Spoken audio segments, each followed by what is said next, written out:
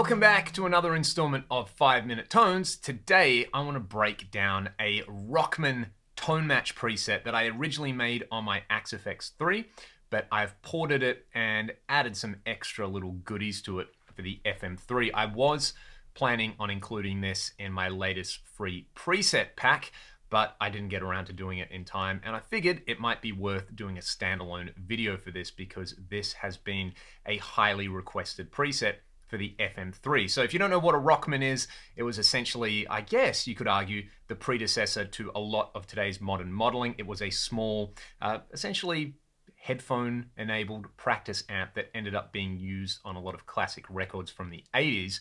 The actual unit itself, I have one. I was lucky enough that one of my viewers sent me an original Rockman about 18 months ago. I did a video with it and I did a tone match with the Axe FX 3. It sounds okay on its own, but I always think of that Rockman, you know, kind of chorused clean in conjunction with, you know, all the other studio gear that these high-end studios would have had in terms of compressors, EQs, time-based effects. So the way this preset is broken down, we have scene 1 to 4. They're essentially like the authentic modes based around the tone match. You can see for scene 1 and 2, I'm using the Jazz 120 model, and for scene 3 and 4, I'm using the Atomica High model, but the secret sauce is using the cab block to load up the tone match IRs. So if you download this, there's a preset and there are 3 IRs in there. You have to match up Rockman A, that IR, with channel A in your cab block.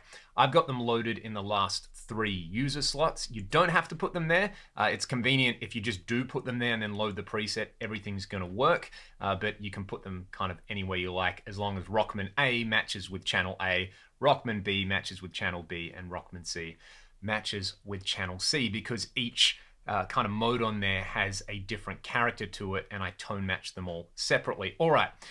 Like I said, scene 1 to 4 are our authentic modes. There are those IRs in there, and I'm using the analog stereo chorus. I got as close as I could matching this by ear, but this is what it sounds like on the single coil mode of this PRS DGT.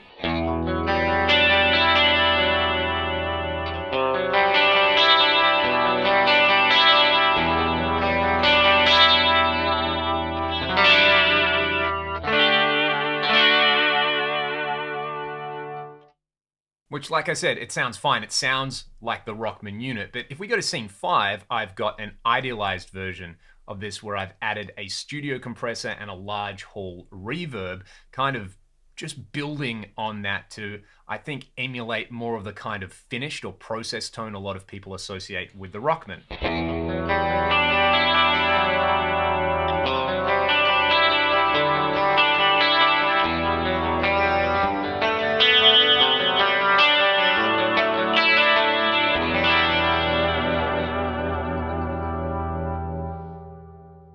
Very, very nice. It definitely has that 80s plastic clean about it. Let's hear the other 3 authentic tone match scenes and then their idealized versions on scenes 6, 7, and 8. I'll just move over to the amp block so you can see the settings in case you want to steal them for yourself or something else. You can see it's pretty basic stuff.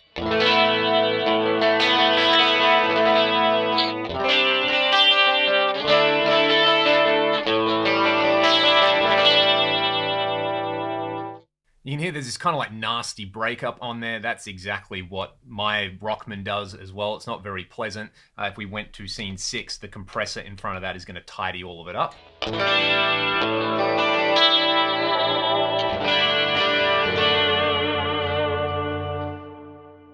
Now let's hear the crunch scenes, number 3. So this is the Atomica High together with the Rockman C IR.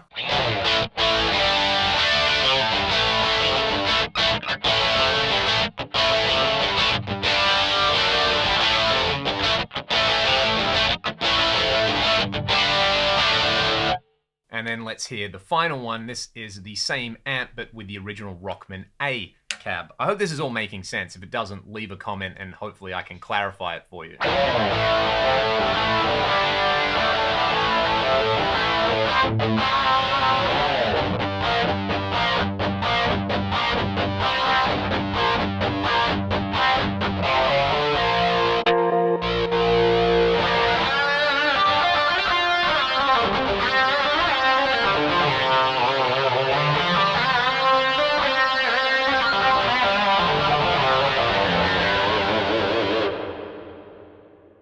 And there you go, scene 8, which is the idealized version of scene 4, the high gain version. I have kicked in a delay, which the original unit, I feel like there's some kind of echo, but it doesn't sound like this. And then in the amp, a control switch is activating the boost. So you can use that for your 80s style leads.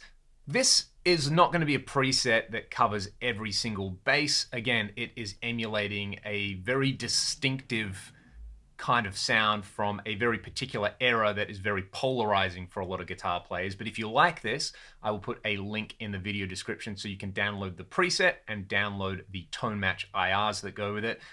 If you use this and end up doing some recording with it or making some music with it, please let me know. I would love it if people out there actually kind of put this preset to use and had some fun with it. That is the point about all of this after all. Thanks so much for watching the video. I'll see you next time.